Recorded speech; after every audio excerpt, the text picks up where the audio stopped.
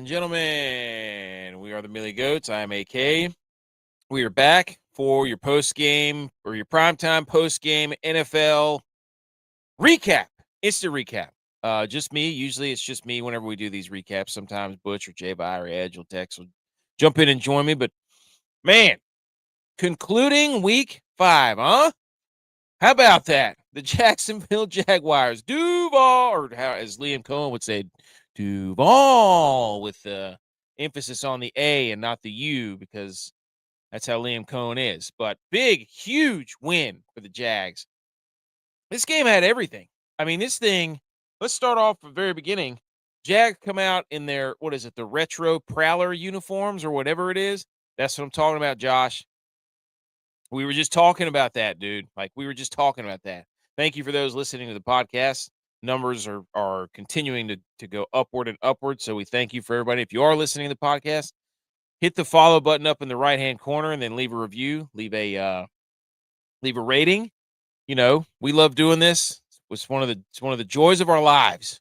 But my goodness, this was one of those games where it's like you could see it starting to turn for the Chiefs, but the Jags in hilarious fashion.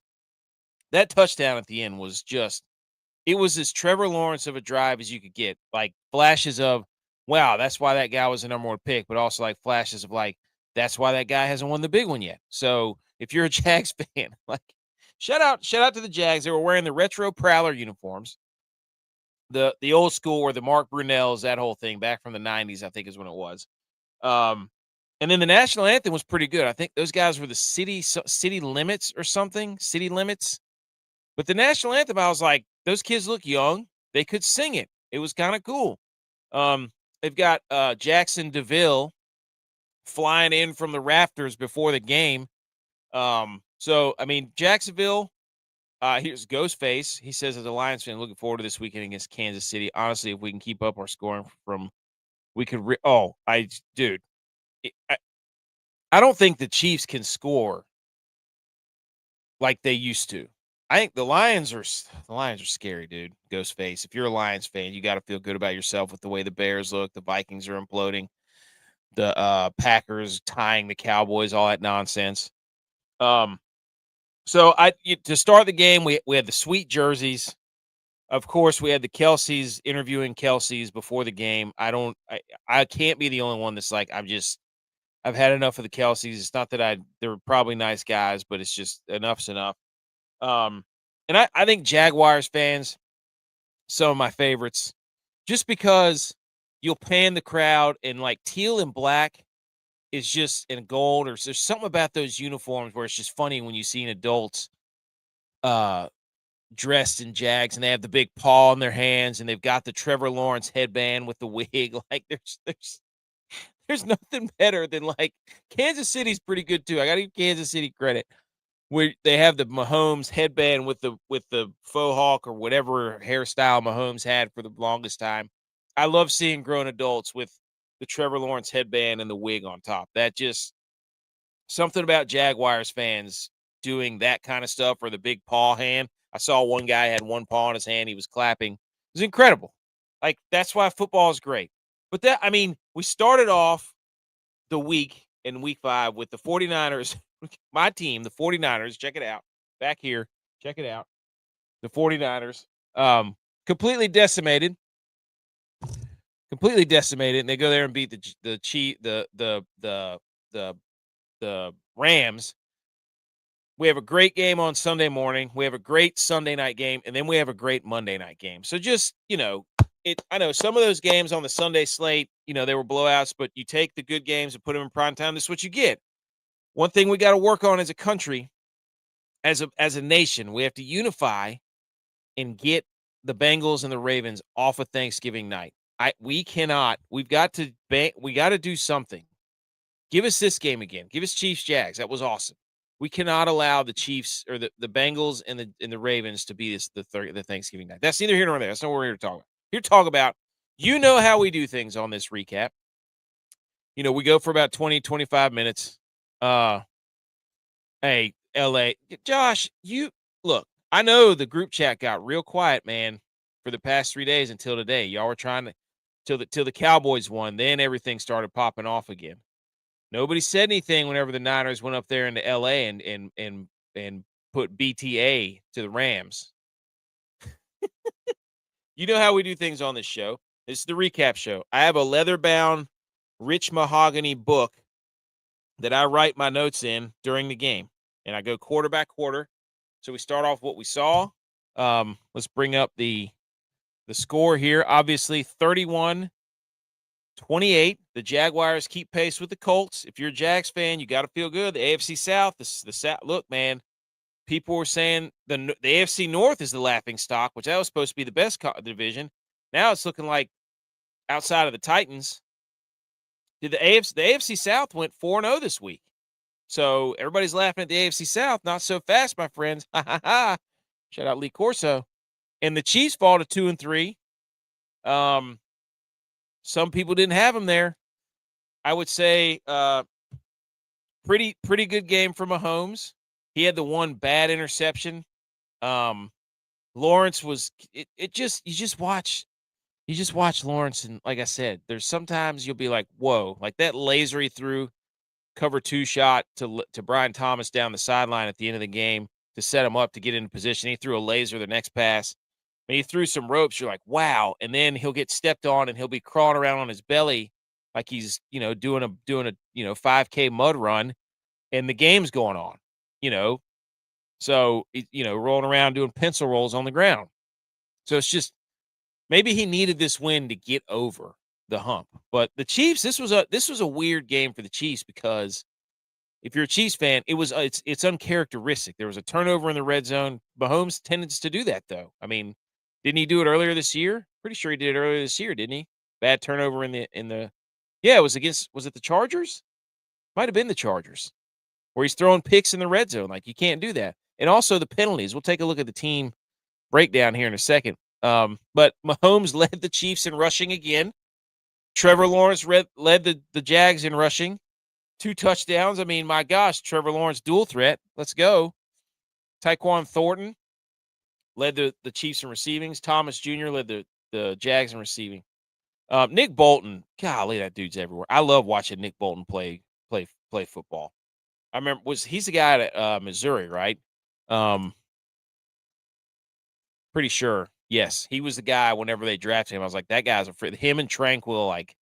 And the Jags defense, like, that's the other side of this thing. Turnovers one of the questions coming in was, can the Jags really live like this? Can they live with getting 3 turnovers in the it's the first time they've beaten the Chiefs in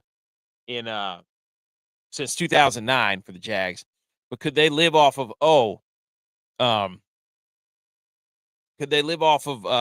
getting 3 or more turnovers per game? That Lloyd had that pick 6. That was incredible.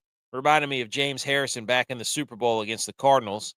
Navarro Bowman against the Falcons a couple, 10, 15 years ago. So, the Jags have based their success this season off of their defense. And it looked like for the longest time that was going to not be the case against the Chiefs because the Chiefs don't beat themselves. And it seemed like this game, they beat themselves. Mahomes' uncharacteristic interception, lots of penalties, but let's go down first quarter.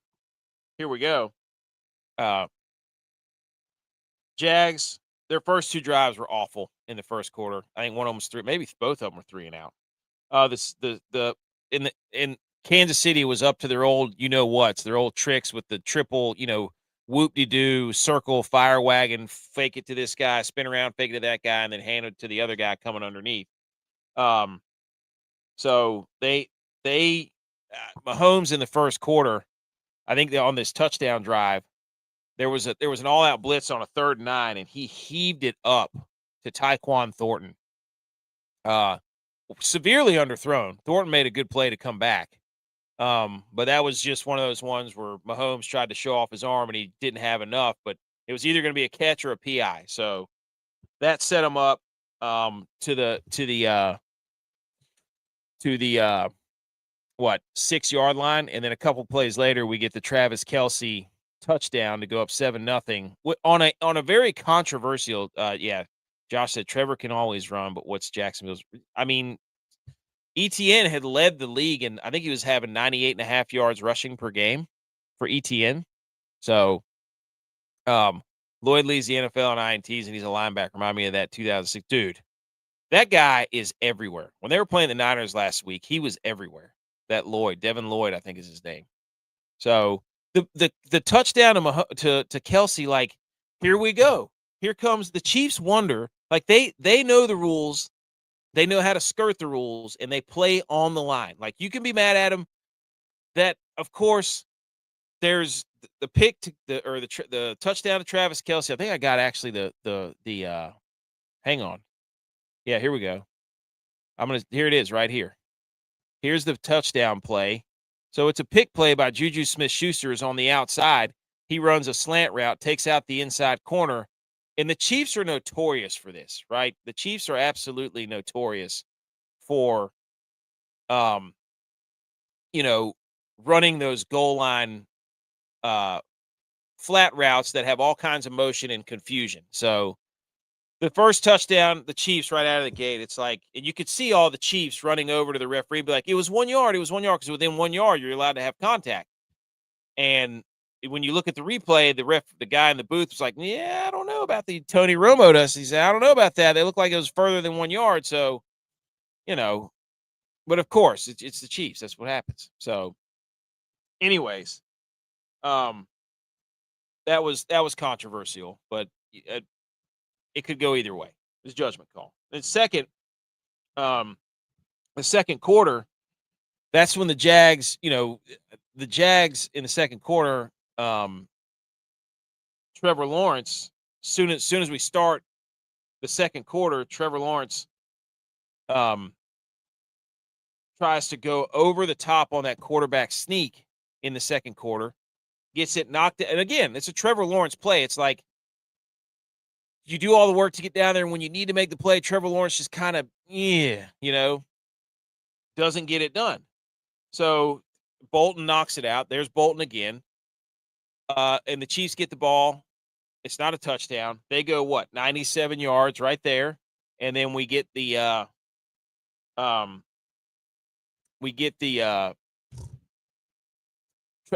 Mahomes read option or speed option, whatever it was, and he zips it right into the end zone on a 5-play, 97-yard drive. So big play. I can't remember who the big play was too, but anyways, Mahomes had a rushing touchdown. And then Trevor Lawrence answers with a laser to Parker Washington to get to 14-7. That was a 13-play, 70-yard drive. So we're 14-7 going into half. Kansas City has 236 yards at the half. That's their most in a half by this season. So you're sitting here thinking, oh no, the Chiefs are back. Like, they're for real back. They played the Ravens last week and everything's fixed, but it turns out you play anybody could score on the Ravens. The Houston Texans have been averaging like 12 points a game. They went up there and put up a 50 burger on the Ravens. So, don't use the Ravens as a measuring stick of who's back. Now, it does seem like the Chiefs do have some rhythm back on offense, but so we move into halftime, 14-7 at the half. And in the third quarter, we get Trevor Lawrence with his 10-yard rushing touchdown. 7-play, 87-yard drive. That drive actually was fueled by a huge play by Travis Hunter on that drive in the third quarter, with about 9 minutes to go. Travis Hunter, Trevor Lawrence threw it up way downfield. I can't remember. I think it was on a third down. But anyways, before Lawrence had the rushing touchdown, it was Travis Hunter who made a big jump ball play. That's the first kind of Travis Hunter had a pretty good game this game. Like, he was noticeable, and so was Brian Thomas Jr. Like, they were noticeably making plays. So they lost their tight end too, though. Yeah, Josh, I 100% agree. I think this is the first game I've watched a couple of Jags games where I've been like, And Travis Hunter made a few plays on defense too. So, you know, I'm rooting for Travis Hunter. Like, I hope he does well.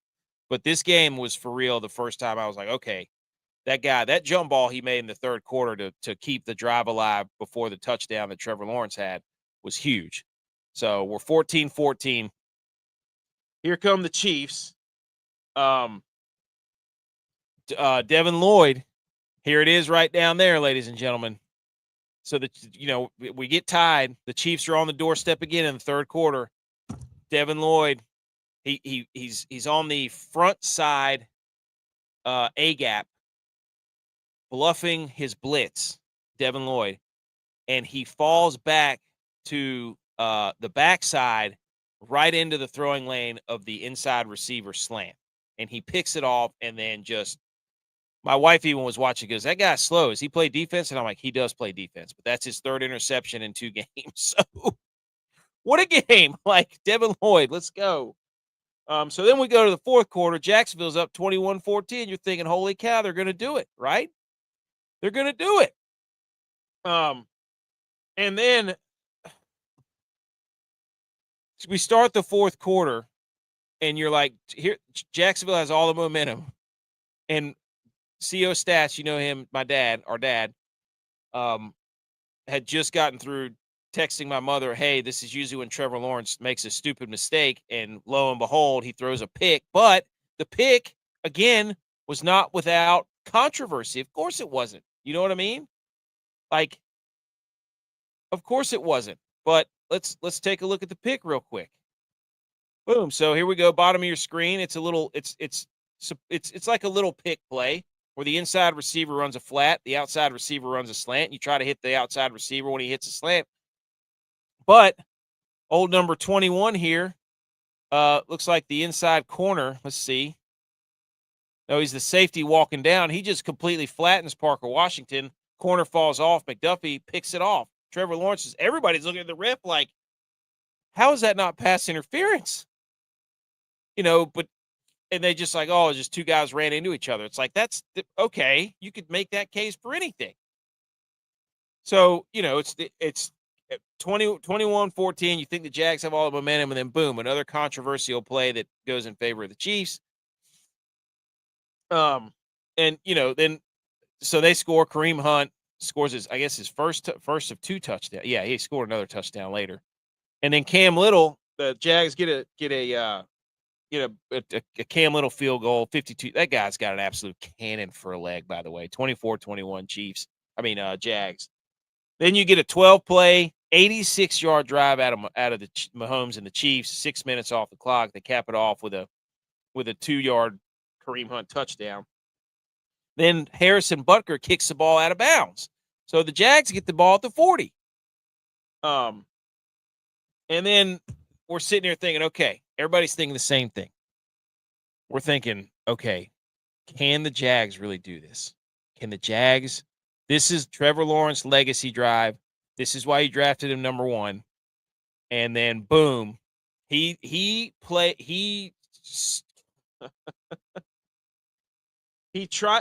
a delay a game. So he hits Brian Thomas Jr., throw of his life down the sideline, looks like cover 2, right into the hole. Cover 2 hole shot is what they call it. One of my favorite throws to make as a quarterback was a cover 2 hole shot. You got 2 high safeties and the DBs playing kind of press coverage, and you get an outside release on your receiver and you just zip the ball in there. It's one of the most satisfying throws ever before the safety can get there.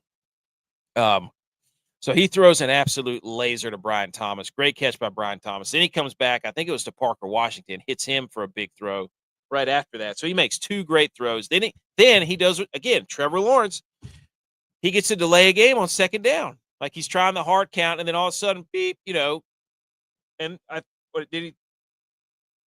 he might have taken a sack too. But anyway, so it's second and like 13 with the delay of game. And then they run a little screenplay to De'Ami Brown. And then they get pass interference in the end zone when he throws it up to Brian Thomas. Good call. I mean, that was the call, right call. And then we get the touchdown run again of like, this is the most Trevor Lawrence / Jag things ever. where the guard steps on Trevor Lawrence's foot, and then he rolls around for a second or two, and then he scores. So it was ridiculous. So let's hold on. Let's play the tape right here real quick. Let's just look at this thing. First and goal with 30. We don't want to. So yeah. So he takes the snap, motion. Here comes Travis Hunter across on the motion. Everything's saying action to the right. We're gonna play action. Nope. Steps on, falls down, gets up, looks up, and there's nobody there, and he just runs it into the end zone. So then we're all thinking the same thing. We're like, oh my gosh. There's way too much time. What was there, like 16 seconds? Everybody's collectively being like, ask the Buffalo Bills how much time that is. So, anyways, it was just a wild game. It was, for the Jacksonville Jaguars, kind of the Liam Cohen era. I mean, he's got to be the best start for a Jacksonville head coach in a long time. But they get the win 31-28. Higher scoring than, I mean, you watch this game and you're kind of like, I didn't think it was that high scoring after watching the game, but there was over 800 yards of total offense, somewhere around there. But again, it goes back. We've been talking about this all week. This Jags team, could they do it with their defense? And I don't know if their offensive line is really good too. They have the highest graded PFF offensive line, I think, this year. So they've got good people up front. Their defense is opportunistic. And it's just a matter of, is Trevor Lawrence, can their offense do enough? But we say it every year. If you win the turnover, I mean, that's the Bills. The Buffalo Bills have won the turnover battle 26 games in a row before last night? They'd won 15 games at home. So the Buffalo Bills, you win the turnover battle, you win the game. So, especially if you turn it into points. But I love looking at the box score quickly. Trevor Lawrence was 18-25, 221, 1 touchdown, 1 INT. Mahomes was 29 of 41, 318, 1 touchdown, 1 INT. Both of them bad interceptions. Mahomes led him with rushing again, 60 yards. Trevor Lawrence led him with rushing, 54 yards. Brian Thomas, leading receiver for the Jags at 80. Tyquan Thornton, 90 for the Chiefs. Man, Devin Lloyd, play of your life. Nick Bolton led the defense for Kansas City, 12 tackles. That guy's everywhere. I love it. I love that guy. He's fun to watch. All right, team stats before we get out of here. First downs, the Chiefs had 26, Jags had 21. I love looking at this because every time you can tell, the play, what ended up happening, it kind of tells you the story. Both of them on third down were 5 of 9. Chiefs had 63 plays, Jags had 54. Total yards, Chiefs had 476. So, I mean, this is no, the Chiefs put up some numbers now on this defense, and this defense have been, I don't know about stifling, but just really opportunistic. So the Jags had 319 total yards. We just went over passing and rushing numbers. The red zone, both these teams were really good in the red zone. Chiefs were 4 for 5. Jags were 3 for 4. Penalties. Here you go. Here are the penalties. Chiefs had 13 penalties for 109 yards.